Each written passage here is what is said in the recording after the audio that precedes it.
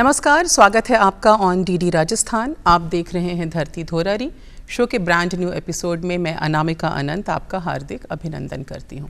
प्रियांशु तिवारी का एक शेर है कि भंवर से कैसे बच पाया किसी पतवार से पूछो, भंवर से कैसे बच पाया किसी पतवार से पूछो, हमारा हौसला पूछो तो फिर मझधार से पूछो। और देखिए, बात तो 100% सच है कि एडवर्स सिचुएशंस में ही हमारे हौसले और हमारी असली ताकत की पहचान होती है। पर जब हम विषम परिस्थितियों से तमाम ऑब्स्टेकल्स को परास्त करके बाहर आते हैं तो कुंदन बनकर निखरते हैं और विनर कहलाते हैं। धरती धोरारी के मंच पर हम आपकी मुलाकात करवाते रहे हैं ऐसी ही हस्तियों से जिन्होंने विषम परिस्थितियों में भी अपनी मेहनत, अपने हौसले और अथक प्रयास की बदौलत अपने अपने कर्म क्षेत्र में एक सशक्त और बुलंद पहचान बनाई होती है। तो इसी कड़ी में आज हम जिनसे आपकी मुलाकात करवा रहे हैं, इनसे मिलने के बाद आप भी एक नई ऊर्जा और नए मोटिवेशन से भर जाएंगे। वैसे तो ये मेडिकल प्रोफेशनल हैं, लेकिन चाहें तो ये इंजीनियर भी बन सकते थे, पर इन्होंने लोगों की सेवा का रास्ता चुना।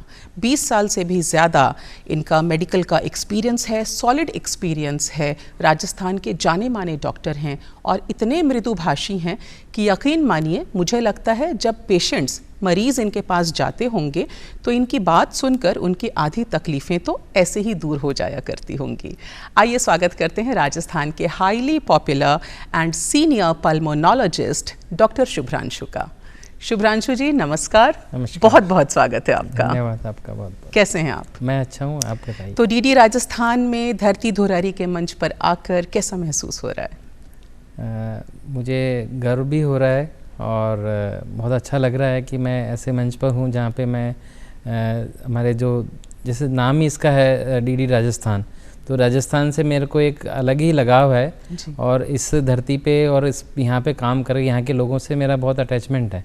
तो मुझे बहुत ही अच्छा गर्व की अनुभूति हो रही है, इसलिए मैं आप सभी का धन्यवाद देता हूँ। तो राजस्थान से तो आपका बचपन से, जन्म से ही रिश्ता है। शाहपुरा से सफ़र जो है उसकी शुरुआत होती है, फिर जयपुर, फिर दिल्ली, और आप नेशनल इंटरनेशनल लेवल पर भी कई मेडिकल कॉन्फ्रेंसेस में राजस्थान को रिप्रेजेंट कर चुके हैं। हम बिल्कुल शुरुआत से शुरू करना चाहेंगे। डॉक्टर शुभ्रांशु, बचपन के वो दिन कैसे थे? कुछ बताइए परिवार के बारे में, कितने सिबलिंग्स थे और कैसा था माहौल?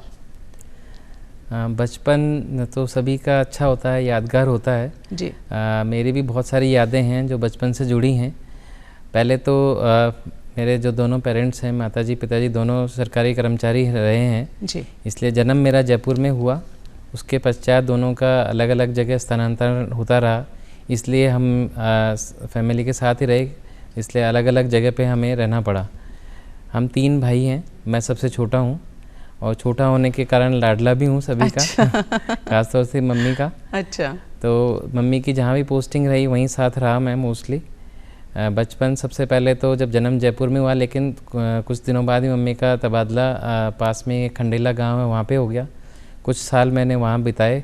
उसके बाद में जयपुर के पास ही शाहपुरा एक गाँव है, वहाँ पे मम्मी का तबादला हुआ तो हम लोग वहाँ पे शिफ्ट हो गए जी। मेरे बचपन की पढ़ाई कक्षा 5 तक की शाहपुरा में है।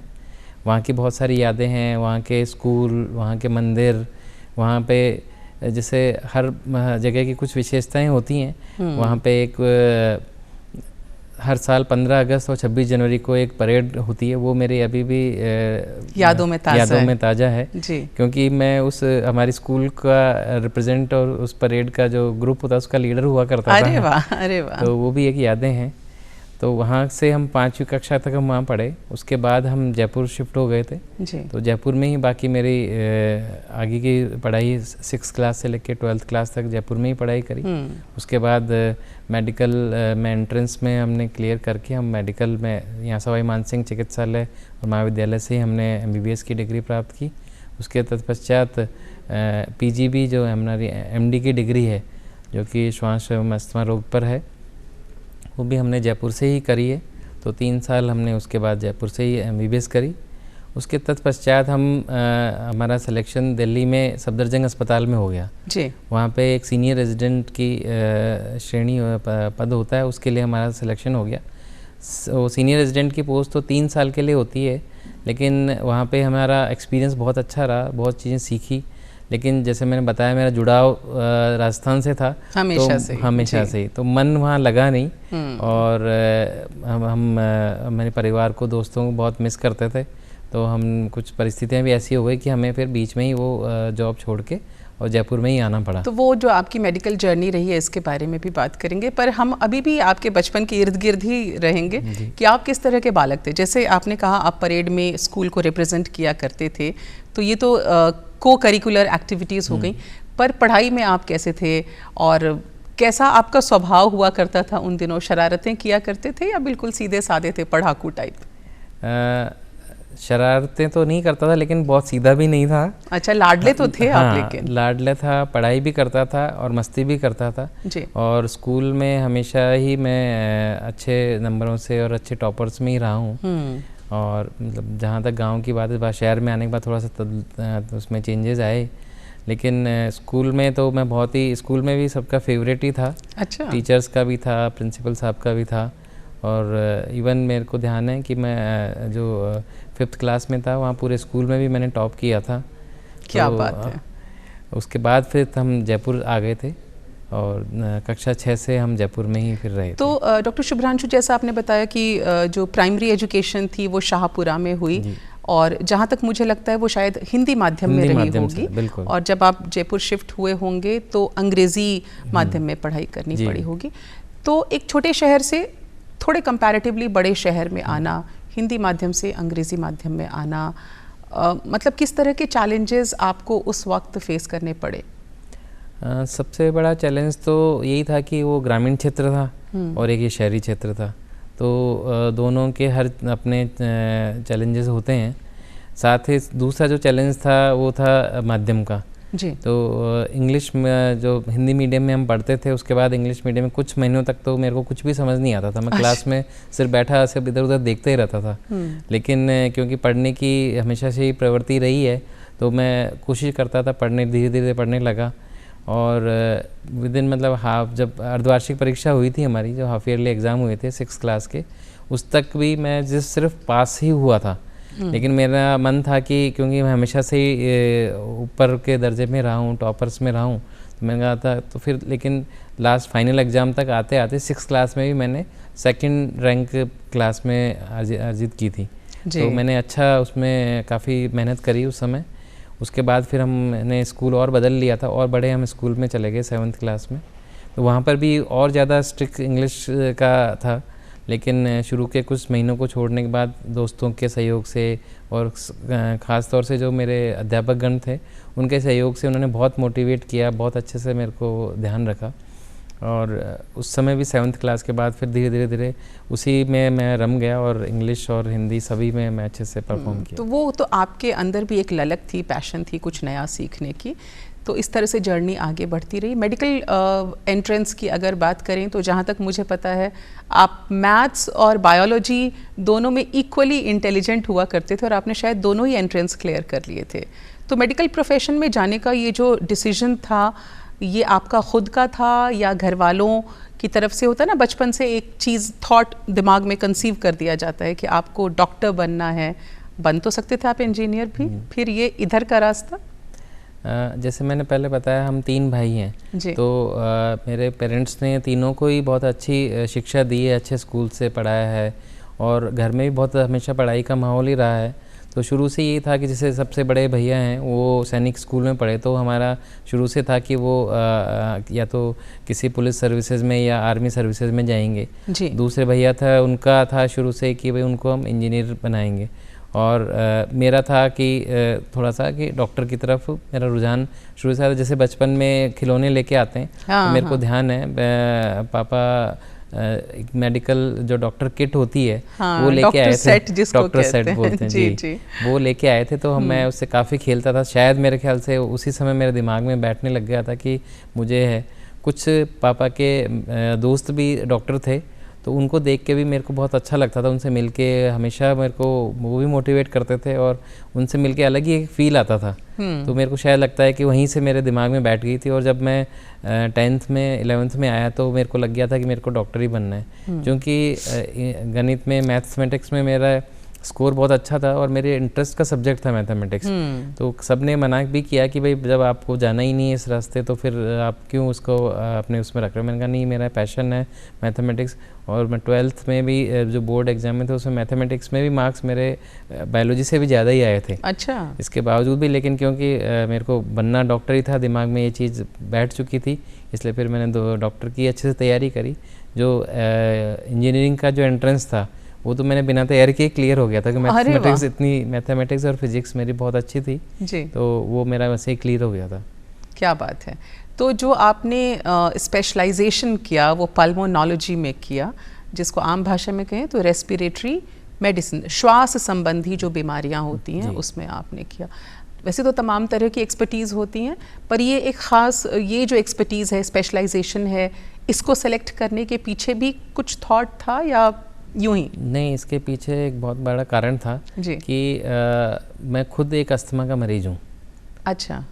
मेरे बचपन में मेरे को अस्थमा था। मेरी अस्थमा का डायग्नोसिस ही बहुत मुश्किल से हुआ।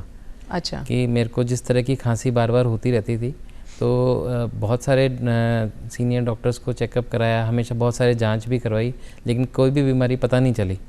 और अल्टीमेटली एक जो श्वास रोग अस्थमा रोग विशेषज्ञ थे, काफ़ी सीनियर डॉक्टर थे, उनसे कंसल्ट किया, उन्होंने ही मेरा डायग्नोसिस किया।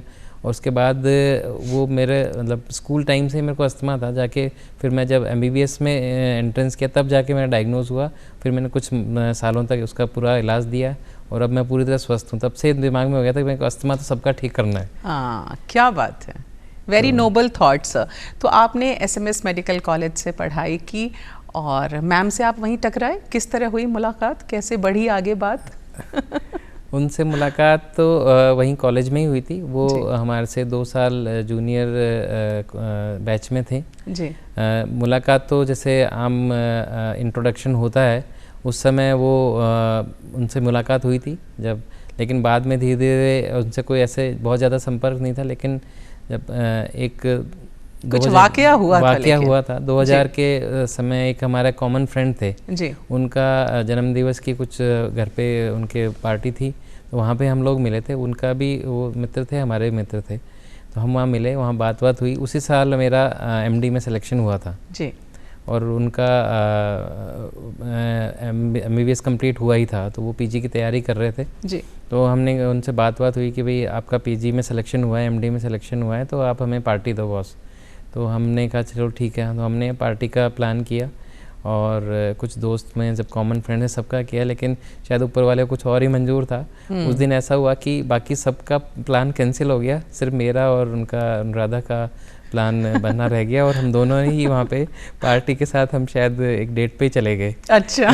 तो उस दिन हम उनसे मिले, उसके बाद मिलने के बाद हमें बहुत अच्छा लगा और कुछ अलग ही मन में भावनाएं और फीलिंग्स जागी। तो वो ही एक क्षण था, उसके बाद से फिर हम जुड़ गए और आज तक जुड़े हुए हैं।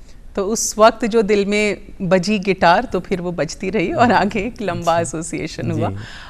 हम दर्शकों को यहाँ पर ये बताना चाहेंगे कि डॉक्टर शुभ्रांशु की वाइफ जो हैं वो भी राजस्थान की जानी मानी गायनकोलॉजिस्ट एंड ऑब्स्टेट्रिशियन हैं, डॉक्टर अनुराधा जी।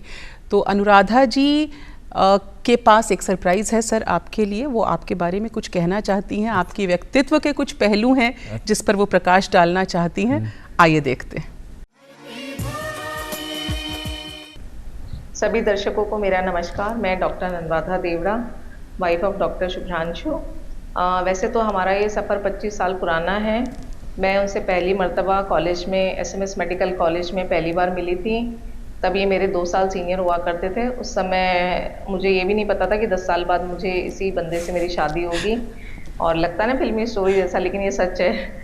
और जब कभी गुस्सा हो जाते हैं ये, तो इनको मनाने का एक सबसे आसान तरीका कि इनके लिए खीर बना दो। खीर खाने के बाद ये सारा गुस्सा भूल जाते हैं। और अगर ये डॉक्टर नहीं होते तो मुझे पता है ये बहुत अच्छे टीचर होते। टीचिंग का इनको बहुत शौक है। आज भी अपने जूनियर्स को, अपने छोटे जो डॉक्टर्स, रेजिडेंट डॉक्टर्स, उनको पढ़ाना इनको बहुत अच्छा लगता है। और मतलब इनका पैशन है पढ़ाना, अपने मेडिकल से रिलेटेड चीज़ें। और वैसे भी अपने स्टाफ वगैरह को भी हर जने का ये ज्ञानवर्धन करते रहते हैं।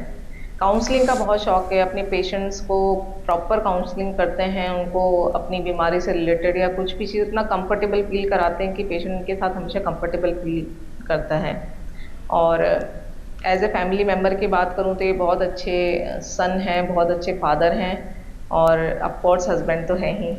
तो और डॉक्टर साहब की पर्सनैलिटी के बारे में मैं क्या बोलूँ, जितना ही कम है। गुस्सा तो इनकी नाक पे ही रहता है हमेशा। शॉर्ट टेम्पर्ड है लेकिन ठीक है, वो मेरे लिए रहता है उनका गुस्सा, बाकी तो शांत स्वभाव के हैं काफ़ी। तो होप आगे की भी मेरी जर्नी इनके साथ ऐसी ही चलती रहे, बस मैं इसी चीज़ से आगे भगवान से बस यही प्रार्थना है मेरी।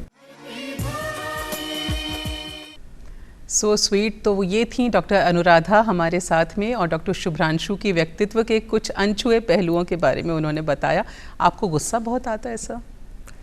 मैं क्या कोशिश करता हूँ थोड़ा सा परफेक्शनिस्ट होने की। अच्छा। हर चीज़ में जैसे पंक्चुअलिटी, डिसिप्लिन, ये कोशिश करता हूँ। जब वो नहीं होता तो फिर वो थोड़ा सा एक इरिटेशन डेवलप हो जाता है, और इसलिए फिर अब जो अपना होता है, जो खास होता है ना, और किसी पे गुस्सा नहीं निकलता तो उन्हीं पे निकल जाता है। क्या बात है, सो स्वीट। और मैम ने बहुत स्वीटली आपके बारे में बताया। उन्होंने एक बात ये भी बताई कि अगर आप डॉक्टर नहीं होते तो आप अकेडमिशियन होते, मतलब आप पढ़ा रहे होते, एजुकेशनिस्ट होते। ये क्यों?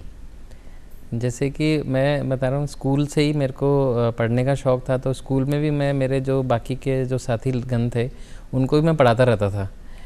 और मेरे को एक वाक़या ध्यान है कि एक मेरे मित्र थे जो इंजीनियरिंग में चले गए थे, और मैं आ गया था मेडिकल में जी। फिर लेकिन उनको कोई एक सब्जेक्ट में बहुत डिफ़िकल्टी आ रही थी।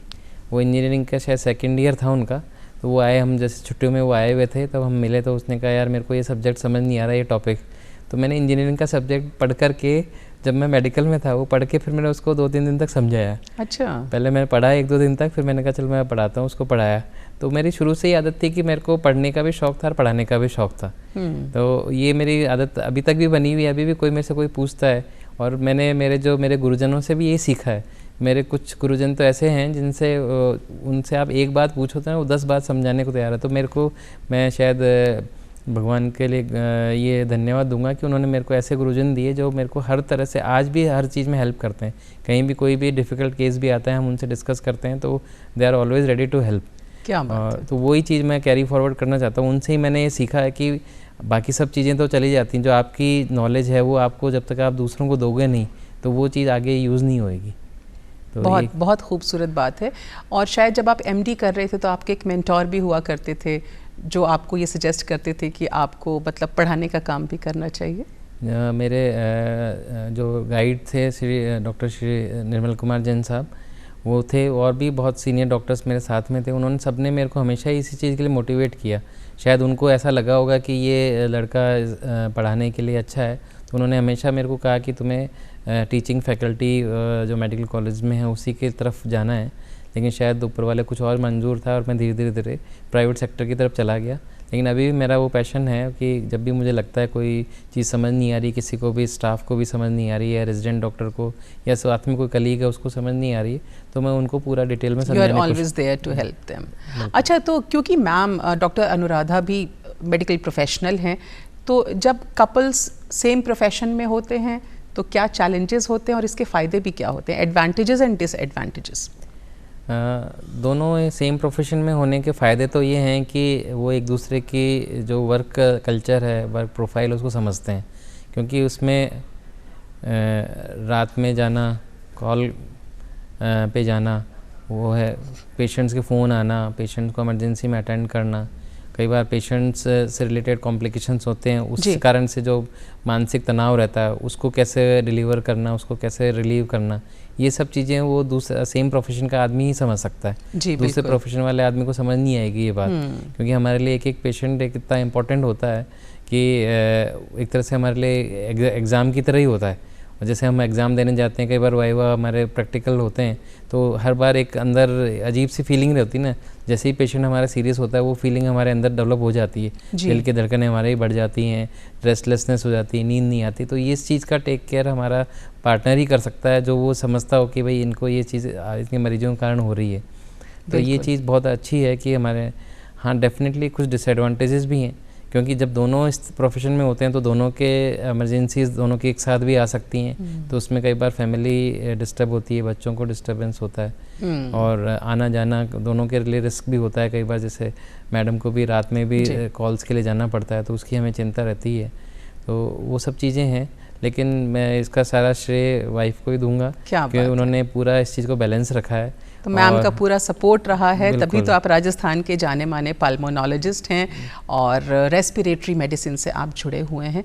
रेस्पिरेटरी मेडिसिन की जब बात होती है सर, तो हर साल 31 मई को वर्ल्ड नो टबैको डे मनाया जाता है और इस बार की जो थीम है वो है कि बच्चों को तंबाकू उद्योग के हस्तक्षेप से बचाना। तो सबसे पहले तो ये मैटर कितना ग्रेव है, कितना सीरियस है आपके मुताबिक? मैं जैसे कुछ डाटा देख रहा था कि करीबन हिंदुस्तान की जनता में करीबन 30% लोग हैं जो कि धूम्रपान करते हैं, किसी न किसी रूप में तंबाकू का इस्तेमाल करते हैं, और वो सारे ऐसे एज ग्रुप के हैं जो हमारे लिए प्रोडक्टिव एज है, जो सोसाइटी के लिए भी प्रोडक्टिव है, जो वर्किंग लोग हैं वो सब लोग इसमें जुड़े हुए हैं और उनको तमाम तरह की बीमारियां इस तंबाकू के इस्तेमाल से होती हैं। और हम देख रहे हैं कि जो टबैको इंडस्ट्री है, जो तंबाकू को इसका उत्पादन करते हैं, इसका मैन्युफैक्चरिंग और इसका करते हैं, उनका टारगेट है आने वाली जो जनरेशन है, जो चिल्ड्रन है, जो हमारे बच्चे हैं, जो 15 साल के 16 साल के बच्चे हैं, वो लोग उसी को टारगेट करते हैं। जैसे अभी मैं देख भी रहा था, विश्व स्वास्थ्य संगठन WHO की कुछ स्टडीज़ आई हैं, उन्होंने टबैको इंडस्ट्री पे स्टडी करी, उन्होंने देखा कि उनका जो मार्केटिंग की टीम है वो स्पेशली टारगेट करते हैं उन चिल्ड्रन को, यंग बच्चों को, उनको, क्योंकि कुछ रूल्स रेगुलेशंस हैं जिनमें हार्ड मार्केटिंग नहीं कर सकते, हार्डकोर मार्केटिंग, लेकिन उनके लिए वो सॉफ्ट मार्केटिंग प्लान करते हैं। ये प्लान्ड वे में है, बिल्कुल मतलब नोइंगली है कि भाई उनको उसी एज ग्रुप को टारगेट करना है, तो उन टारगेट करके ताकि उनके दिमाग में फीड कर दिया जाता है कि उनको आगे जैसे ही जब भी मौका मिलेगा वो तंबाकू को शुरू कर देंगे किसी भी फॉर्म में। जैसे हमारे हिंदुस्तान में तो जैसे जर्दा है, खैनी है, ये गुटखा है, ये इतना कॉमन है। साथ अब आप देखो कि बड़े बड़े लोग जो सेलिब्रिटीज़ हैं वो भी तंबाकू के दूसरे नाम से प्रमोट करते हैं, तो वो अल्टीमेटली बच्चों के दिमाग में बैठ जाता है कि भाई इतना बड़ा आदमी यदि किसी चीज़ को प्रमोट कर रहा है तो वो चीज़ उसके लिए उसी का जो काउंटर पार्ट है, जो उसका दूसरा प्रोडक्ट है, वो भी उनको सही मानने लग जाते हैं। तो ये इस तरह की इन चीज़ों से बचाने के लिए इस बार का थीम रखा गया है। यानी कि तंबाकू को जब ग्लैमराइज करके सेलिब्रिटीज़ भी दिखा रहे हैं तो बच्चे उसके माया जाल में आ जाते हैं, और शायद इसीलिए WHO ने इस बार का थीम रखा है कि बच्चों को तंबाकू उद्योग के हस्तक्षेप से बचाना है। क्योंकि तंबाकू का जो उद्योग है, ये जैसे हम आजकल खास तौर से अभी ये जो सोशल मीडिया का जो आ रहा है, इस पे अभी तक भी कोई रूल्स रेगुलेशन नहीं है किसी भी इस तरह के मार्केटिंग और एडवर्टीजमेंट के लिए। जी बिल्कुल। बाकी जैसे प्रिंट मीडिया के लिए हैं, हमारे TV के लिए भी रूल्स रेगुलेशंस हैं, लेकिन अभी जैसे OTT प्लेटफॉर्म इतना है, उसमें भी ऐसे जगह मतलब उनको यूज़ करते हुए दिखाया है, बिल्कुल धड़ल्ले से ठीक है, लिखा हुआ रहता है साइड में कि ये निषेध है, ये हानिकारक है, लेकिन उसको दिखा तो रही हैं और वो इजीली अवेलेबल है, कोई भी एक्सेस कर सकता है। तो इसी तरह से फेसबुक पे, यूट्यूब पे, इन पे इस तरह के बहुत सारे एडवर्टीजमेंट्स और मार्केटिंग टूल्स वो लोग प्लान कर रहे हैं और उसको करीबन कुछ मिलियन मार्केटिंग फंड इसमें इन्फ्यूज़ किया गया है कि जो सोशल मीडिया के लिए ही है।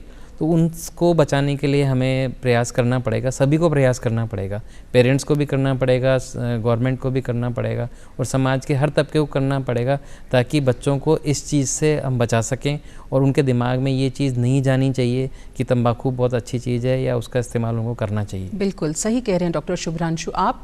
और दर्शकों को हम ये बता दें कि जो इस बार WHO ने थीम भी रखा है विश्व तंबाकू निषेध दिवस का, वो यही है कि बच्चों को तंबाकू उद्योग के हस्तक्षेप से बचाना। और हमें इस बात को कहने में गर्व का एहसास होता है कि दूरदर्शन, DD राजस्थान इन चीज़ों को कभी भी प्रमोट नहीं करता, कभी भी आपको इस तरह के कमर्शियल्स हमारे TV चैनल पर नहीं दिखाई देंगे। हरियाणा से एक युवा लेखिका हैं रिम्पी जी, वो जुड़ रही हैं, बड़ी ही खूबसूरत उन्होंने बात कही है इस बारे में, आइए सुनते हैं। नमस्कार, मैं रिम्पी लिखा हांसी हरियाणा से। अनामिका जी, डॉक्टर साहब, आपने बहुत ही अच्छा विषय एक लिया है, नशा, तंबाकू सेवन की हम बात करें, स्मोकिंग की हम बात करें, ड्रिंकिंग की हम बात करें। आज का युवा बहुत ही गलत दिशा में जा रहा है। वो वीडियो बनाता है नशा करते हुए और साथ ही साथ उसे सोशल मीडिया पे अपलोड भी करता है। मुझे समझ में नहीं आ रहा कि हमारा युवा आखिर इसे स्टेटस सिंबल कैसे मान सकता है। नशे की बात जब हम करते हैं तो एक दोहा मुझे अपना याद आता है कि नशा बहुत बलवान है, कर दे जीवन नाश। नशा बहुत बलवान है, कर दे जीवन नाश। इसकी आदत नाग सी बन जाता है पाश। पाश मतलब गले की फांस। जिसकी लत एक बार पड़ जाए तो उसके चंगुल से निकलना मुश्किल हो जाता है। जो आज का युवा है, तंबाकू सेवन निषेध दिवस की हम बात कर रहे हैं, तंबाकू की तरफ बढ़ रहा है, उसे खाता है, मतलब नहीं समझ में आ रहा है कि उसे आखिर ऐसा क्या मिलता है। नशा है, उसकी लत हो जाती है। इसलिए हमारे युवाओं को समझना होगा कि इससे दूर ही रहें, इसकी तरफ जाएं ही नहीं, ताकि ना हम इसका इस्तेमाल करेंगे ना ही हमें इसकी लत पड़ेगी। तो मैं युवाओं से सिर्फ यही कहना चाहूँगी कि नशे से दूर रहें और अपने जीवन को बेहतर बनाने की कोशिश करें, ताकि जीवन में कुछ कामयाबी हासिल कर सकें। धन्यवाद। बड़ा ही खूबसूरत पैगाम आपने सुना रिम्पी जी का, जो हरियाणा से हमारे साथ जुड़ी थी। नशा मुक्ति के बारे में वो आपसे अपील कर रही थी। और आज स्टूडियो में धरती धुरारी के मंच पर हमारे साथ विद्यमान हैं डॉक्टर शुभ्रांशु, जो राजस्थान के जाने माने और सीनियर पल्मोनोलॉजिस्ट हैं और रेस्पिरेटरी मेडिसिन से जुड़े हुए हैं। तो डॉक्टर शुभ्रांशु, क्योंकि आप भी लोगों से मिलते रहते हैं, पेशेंट से मिलते रहते हैं और नशा मुक्ति से रिलेटेड कई कॉन्फ्रेंसेस में भी आप एक्टिवली पार्टिसिपेट करते हैं, स्पीकर के तौर पर भी जाते हैं, तो आपको क्या लगता है कि क्या क्या इनिशिएटिव्स हम ले सकते हैं अपने एंड से इन चीज़ों को मिटाने के लिए, निजात पाने के लिए? सबसे पहले तो जैसे हर चीज़ की शुरुआत घर से ही होती है, तो मेरे ख्याल से सबसे जो पेरेंट्स होते हैं उनको ये शुरुआत करनी चाहिए। कई लोग होते हैं वो खुद ही इस्तेमाल करते हैं और ये बिल्कुल भी ध्यान नहीं देते कि उनके बच्चे इस चीज़ को ऑब्ज़र्व कर रहे हैं जी। तो उनको सबसे पहले खुद को ही उसको क्विट करना चाहिए, ताकि किसी भी फॉर्म में तंबाकू है, सिगरेट है, इसका यूज़ घर में नहीं हो, क्योंकि एक बच्चे के दिमाग में इम्प्रिंट बन जाता है। कई बार क्या होता है कि बच्चे उसको छुप छुप के वहीं से शुरू करते हैं। जैसे कई बार सिगरेट का कुछ पीस रह गया तो उसी को स्मोक करके देखते हैं कि क्या है ऐसा इसमें, ऐसा पहले वो ट्राई करते हैं इनिशियली। तो जैसे इसमें एडिक्शन की कुछ फेजेस होती हैं, उसमें इनिशियली यही होता है कि सबसे पहले बच्चा इसी एज ग्रुप में स्मोकिंग या टबैको यूज़ शुरू करता है, वो ट्राई करता है, कोशिश करता है, एक्सपेरिमेंट्स करता है अपनी लाइफ में। तो सेकंड स्टेज आती है जब वो उसको अपने आप का मैनहुड शो करने की कोशिश करता है, या कि मैं मैच्योर हो रहा हूँ अब, तो ये शो करता है। तो फिर वो अपने स्कूल में, कॉलेज में जाता है। तो फिर दूसरा जो श्रेणी आती है इसमें, वो आती है स्कूल और कॉलेज में जो अध्यापक गण है उनका रोल है। वो सब पढ़ाई करवाते हैं, सारी चीज़ें करवाते हैं, लेकिन इस बारे में भी उनको एक मैसेज कॉन्स्टेंटली बताते रहना चाहिए कि भाई उनको इस चीज़ों से बचना है। कई बार होता है कि हम पढ़ाई में इनमें इन चीज़ों के बारे में तो बहुत सारी बातें करते हैं, बाकी सब चीज़ों के लिए बातें करते हैं, को करिकुलर एक्टिविटीज़ भी हैं, स्पोर्ट्स भी हैं, सब हैं, लेकिन हमारी ये जो बेसिक हैबिट्स हैं, हेल्थ है, इसके बारे में बात नहीं कर पाते हैं। और तो ये काफ़ी ज़रूरी है, बहुत ज़्यादा ज़रूरी है। जैसे आप असेंबली में हो या आप क्लास में क्लास टीचर हो, कुछ कुछ समय पे ये बातें करते रहना चाहिए कि इससे क्या क्या नुकसान हो सकते हैं, वो हमें बताने। उसके बाद में फिर रोल आता है सोसाइटी के बाकी लोगों का। उसमें एक सरकार का एक बहुत बड़ा रोल है। हमारी सरकार बहुत अच्छी है इस मामले में कि उन्होंने जैसे बहुत अच्छा हैवी टैक्सेशन लगाया हुआ है इसके ऊपर, बहुत सारे रूल्स रेगुलेशन हैं। स्कूल के आसपास टबैको है उसका अवेलेबिलिटी नहीं है। इस तरह से इनको रूल्स को इम्प्लीमेंट स्ट्रांगली स्ट्रिक्टली करने की आवश्यकता है, वो वहाँ पर। बाकी और भी जो भी सामाजिक मंच हैं, जैसे हमारा ये प्लेटफॉर्म है, इसी तरह से और भी जो क्लब्स हैं, जो NGOs हैं, उनको एक्टिवली इसमें रोल करना चाहिए, और ताकि बच्चों तक ये चीज़ नहीं पहुँचे और वो जो अब आने वाला हमारे देश का जो भविष्य है वो हमारा और सुदृढ़ हो, अच्छा हो, सुंदर हो। बिल्कुल सही कहा डॉक्टर शुभ्रांशु आपने।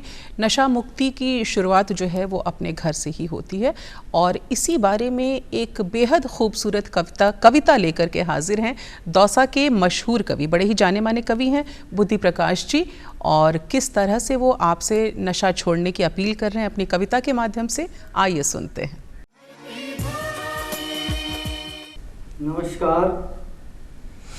परम सम्माननीय अनामिका जी और डॉक्टर साहिब, जैसा कि आपको विदित है कि आज हमारे देश के युवा नशे में डूबे जा रहे हैं, नशे के नाम पर अपना जीवन बर्बाद कर रहे हैं, जो कि एक चिंता का विषय है। 31 मई को हमारा देश नशा मुक्ति दिवस मनाने जा रहा है। इसी उपलक्ष्य में मैंने 4 पंक्तियाँ लिखी हैं जो देश के युवाओं को समर्पित है। हमें युवा पीढ़ी को बचाना है, हमें युवा पीढ़ी को बचाना है, नशे की नींद से जगाना है, नशे की नींद से जगाना है।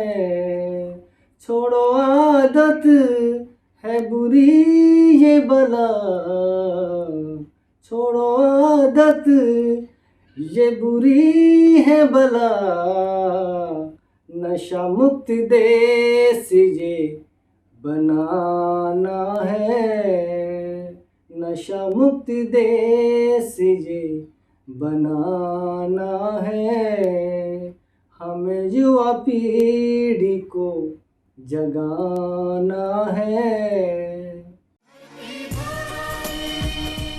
तो आपने सुनी बेहतरीन कविता कवि बुद्धि प्रकाश साहब की, और बेहतरीन तरीके से उन्होंने अपील की है कि युवाओं को किस तरह से नशे से बचाना है, और नशे से निजात दिलाने में जो डॉक्टर्स हैं, पल्मोनोलॉजिस्ट्स हैं, वो भी एक्टिवली बखूबी अपनी भूमिका निभा रहे हैं। शो में भी आज हमारे साथ हैं डॉक्टर शुभ्रांशु, जो राजस्थान के जाने माने पल्मोनोलॉजिस्ट हैं।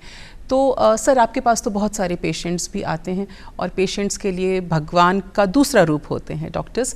तो जो तमाम तरह के पेशेंट्स आपके पास आते हैं, उनके साथ एक तरह का रिश्ता भी डेवलप हो जाता है, मित्रतापूर्ण रिश्ता, और कई एल्डरली पेशेंट्स भी आते हैं। कोई ख़ास रोचक किस्सा है इससे जुड़ा हुआ कि आपके पास ऐसे पेशेंट्स आएँ और आपको बोलें बस आपसे मिल लिए, अब तो बीमारी दूर? ऐसे बहुत सारे पेशेंट्स आते हैं। सबसे पहले तो उन्हीं पेशेंट्स का भी बहुत बड़ा धन्यवाद है कि उन्होंने इतना विश्वास किया मेरे पे। और एक वाक़या मैं बताना चाहूँगा। एक बहुत वृद्ध महिला आए थे, करीबन 80 साल की उनकी उम्र थी, और आए काफ़ी सीरियस कंडीशन में वो आए थे। और आते ही हमने उनको श्वास की जो मशीन होती है वेंटिलेटर, उस पर उनको लेना पड़ा था। उनकी होश भी प्रॉपर नहीं था, और बहुत सारी और भी कॉम्प्लिकेशंस थी जी। लेकिन हमें भी इतनी उम्मीद नहीं थी कि उनका ट्रीटमेंट हो पाएगा ढंग से। लेकिन हमने प्रयास किया, और जो सबसे बड़ी चीज़ थी, जो उनके साथ जो बाबूजी थे, वो भी 80 से वो ज़्यादा की उम्र के थे, लेकिन वो बहुत ज़्यादा डेडिकेटेड थे। जो उनके हस्बैंड थे। जो उनके हस्बैंड थे। तो उन्होंने पूरा उन्होंने हम पे विश्वास किया कि नहीं डॉक्टर साहब, आप अच्छे से अच्छा करिए ट्रीटमेंट, और जो होगा वो अच्छा होगा। तो हमने भी उनकी भावनाओं का कदर करते हुए पूरे प्रयास किया, और भगवान की दया से वो माताजी बिल्कुल ठीक हो गई और वेंटिलेटर से निकल गई।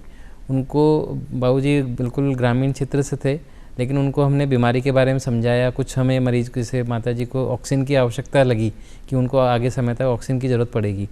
पहले तो हम खुद ही झिझक रहे थे कि क्या शायद ग्रामीण में वो उसका इस्तेमाल कर पाएंगे नहीं, अरेंज कर पाएंगे या नहीं। लेकिन मैंने बैठ के उनको बीमारी के बारे में समझाया, उनको बताया ऑक्सीजन। तो मैं खुद ही ताज्जुब करता हूँ, उन्होंने ऑक्सीजन का अरेंजमेंट गाँव में कर लिया। अच्छा। जहाँ बिजली भी नहीं थी, कुछ भी नहीं था। लेकिन उन्होंने देखा कि उनकी जो पत्नी थी, जो माताजी थी, तो उनके लिए उन्होंने ऑक्सीजन अरेंज किया, और कई साल तक वो मुझे दिखाते रहे। और मैं बहुत ही प्रसन्न था कि इतना सब कुछ होने के बावजूद भी, इस उम्र में भी वो इतना डेडिकेटेड थे, और वो हमेशा ही आते, बहुत सारा आशीर्वाद और बहुत सारी दुआएं दे के जाते थे। तो इस तरह के और भी हैं एक दो जो बहुत ज़्यादा प्यार करते हैं। एक माताजी भीलवाड़ा से आते थे, वो बहुत ज़्यादा प्यार करते। वो कहते थे मुझे कुछ भी हो जाए, सिर्फ शुभ्रांशु के पास ही लेके जाना है। अरे वाह। और आती थी वो, हमेशा मेरे लिए टॉफ़ी लेके आती थी वो। अच्छा।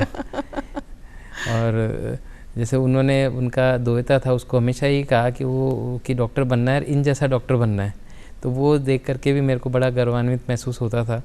तो ये कुछ ऐसे क्षण हैं, ऐसे पल हैं जो ऐसे हमारे को डॉक्टर बनने के लिए मोटिवेट करते हैं। हमारे को बहुत अच्छा लगता है इसमें।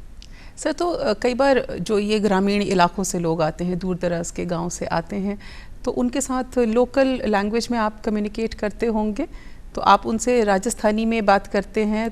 आपको लगता है कि मतलब स्थानीय भाषा जानना भी बहुत ज़रूरी है डॉक्टर्स के लिए? बहुत ज़्यादा ज़रूरी है, क्योंकि मरीज़ को जब तक आप उसको अपनापन फील नहीं कराओगे, वो अपनी तकलीफ़ नहीं बता पाएगा।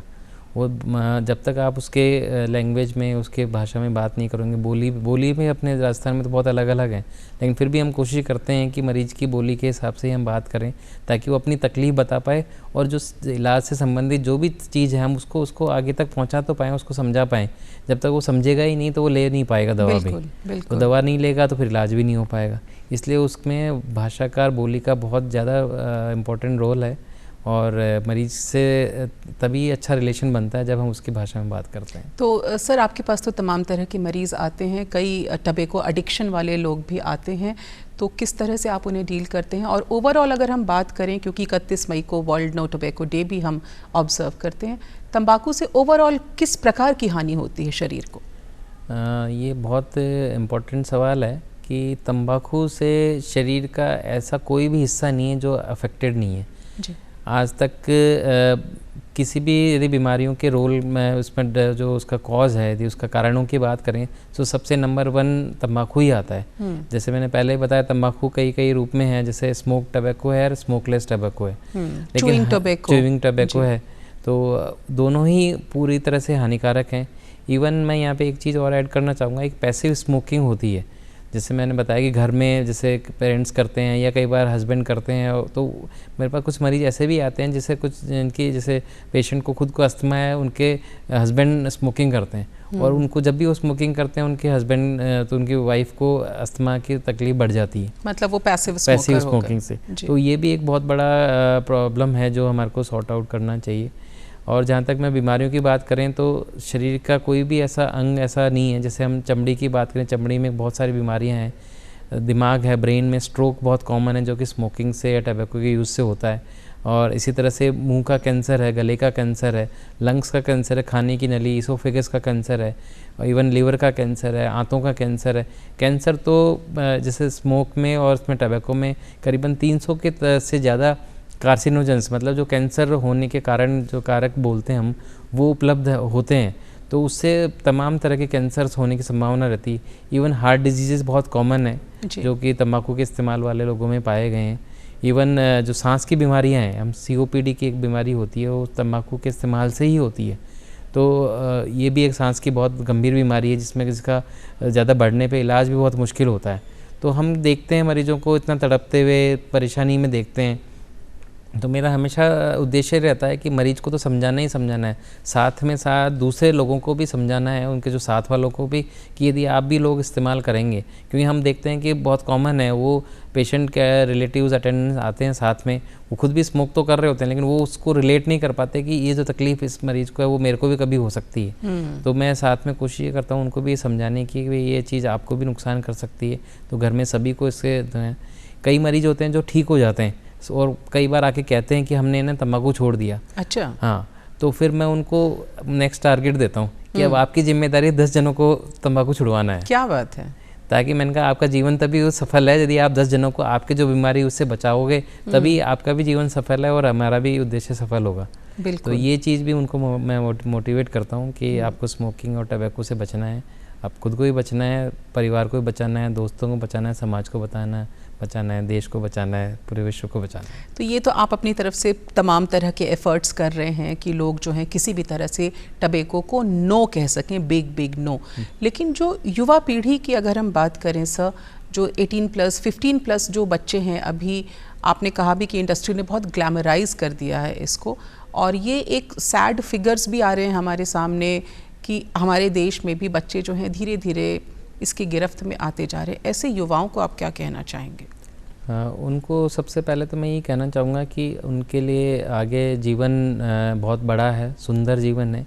उसकी सुंदरता को तभी आप महसूस कर सकते हो जब आप तंबाकू का इस्तेमाल नहीं करोगे, क्योंकि उससे आपके सेंसेशन बहुत सारे लॉस हो जाते हैं। आपकी सोचने की शक्ति कमज़ोर हो जाती है, सूंघने की शक्ति कमज़ोर हो जाती है, और खाने की भी आपकी जो स्वाद है वो चला जाता है। तो आप उस चीज़ को महसूस ही नहीं कर पाओगे जितना यदि आप तंबाकू का इस्तेमाल करते रहोगे जी। और हम कई बार बहुत कॉमनली सब लोग बोलते हैं कि साहब हमारे कोई रिश्तेदार हैं या दोस्त हैं वो इतने सालों से तंबाकू का इस्तेमाल कर रहे हैं। कई लोग तो किसी बुजुर्गों का भी एग्जाम्पल देते हैं जी। कि वो हमारे तो दादा भी ऐसे थे, उनको 90 साल तक कोई तकलीफ नहीं हुई। तो मैं उनको तो सिर्फ एक लाइफस्टाइल उनका कुछ अलग भी रहा नहीं, मैं उनको सिर्फ एक ही बात बोलता हूँ कि जो ये कहते हैं ना, या जो लोग दिखते हैं, जो तंबाकू का इस्तेमाल करने के बाद भी आपको दिख रहे हैं, वो तो आपको दिख रहे हैं, और जिनको तकलीफ़ है वो आपको दिखेंगे ही नहीं, वो कभी कहने नहीं आएंगे। क्यों? क्योंकि वो कहाँ पर होंगे, या तो अस्पतालों में होंगे या फिर भगवान को प्यारे हो गए होंगे। Very true. वो कभी भी कहने नहीं आएंगे कि आप बंद कर दो। जो इस्तेमाल कर रहा है और ऊपर वाला कि उसका पर आशीर्वाद बना हुआ है कि वो अभी तक स्वस्थ है, तो उसकी स्वस्थता का ये मजाक नहीं उड़ाना चाहिए, ऊपर वाले का मजाक नहीं उड़ाना चाहिए कि वो स्वस्थ है इसलिए धूम्रपान करने से स्वस्थ नहीं है। वो जैसे आपने बताया कोई और उनकी लाइफस्टाइल है या कुछ उनका जेनेटिक मेकअप ऐसा है, लेकिन वो हर जने के लिए सही नहीं है। इतने डिटेल्स में लोग समझ भी नहीं पाते। मेजोरिटी के लिए यही सबसे पहले ये कहता हूँ कि यदि कोई बीमार है, मैंने कहा तुम एक बार अस्पताल आ जाओ, वहाँ पे देख लो किस किस तरह के मरीज हैं, और उसमें सबसे बड़ा कारण तंबाकू है। यदि तुम उसको देख लोगे तो तुम जीवन में कभी भी तंबाकू का इस्तेमाल नहीं करोगे। क्या बात है, बेहद खूबसूरती से डॉक्टर शुभ्रांशु ने आप सबको ये समझाया कि तंबाकू को ना कहिए, दूर दूर तक इससे वास्ता मत रखिए। तो सर एक सवाल आपसे हम और करना चाहेंगे कि दिन रात तो मेडिकल प्रोफेशन से आप मतलब जुड़े हुए हैं, तो मरीज़ों से डील करते ही रहते हैं, ऐसे में क्या अपने शौक़, अपनी हॉबीज़, इंटरेस्ट्स के लिए टाइम निकल पाता है? टाइम कम निकलता है, लेकिन कोशिश करते हैं, जैसे दोस्तों से मिलना, उनसे बातें करना, टाइम स्पेंड करना, वो अच्छा लगता है। और आपको पुराने गाने सुनने का शौक़ है, बुक्स पढ़ने का शौक़ है, तो ये कर पाते हैं। कुछ और शौक़ हैं जो समय के अभाव कारण नहीं भी कर पाते हैं, इच्छा होती है, लेकिन फिर भी कुछ चीज़ों में बैलेंस करते हुए हम इसको पूरा करते हैं। तो मैम ने, डॉक्टर अनुराधा जी ने बड़ा स्वीटली आपके बारे में इतनी अच्छी अच्छी बातें बोली, कोई गाना डेडिकेट करेंगे क्या गाकर उनके लिए? गाना मैं को कुछ पुराने जैसे कैसे मुकेश जी के हैं और हो जाए सर, हेमंत दा के, इनके मैं गुनगुनाता हूँ, तो उसी में एक मैं मुकेश जी का एक गाना गुनगुनाना चाहूँगा जी, जो मेरे ख्याल से सभी के लिए भी सही है। किसी की मुस्कुराहटों पे हो निसार, किसी का दर्द मिल सके तो ले उधार, किसी के वास्ते हो तेरे दिल में प्यार, जीना इसी का नाम है। क्या बात है डॉक्टर शुभ्रांशु, आपने वक्त निकाला, स्टूडियो में आए और तंबाकू निषेध पर भी आपने खुलकर हमसे विस्तार से चर्चा की। आपका बहुत बहुत धन्यवाद सर। धन्यवाद। और दर्शकों, आपसे भी इजाज़त हम लेंगे। हमें पूरी उम्मीद है कि सर की ज़िंदगी से जुड़े किस्सों ने आपको काफ़ी प्रभावित किया होगा, नई ऊर्जा से भर दिया होगा, और साथ ही आज के शो में जो हमने आपसे बार बार जोर दे करके बात कही है कि तंबाकू को कहना है ना। वर्ल्ड नो टोबैको डे 31 मई को हम मनाते हैं और उसमें हम तंबाकू निषेध से जुड़ी तमाम बातों पर गौर करते हैं। वैसे हमारे ख्याल से ये दिन जो है वो हर दिन मनाया जाना चाहिए और आपकी लाइफस्टाइल में शुमार होना चाहिए, जहां आप कह सके तंबाकू को अ बिग नो। इसके साथ ही आज के लिए इतना ही। अनामिका को भी दीजिए इजाज़त और देखते रहिए हम सबका चहेता डीडी राजस्थान। नमस्कार।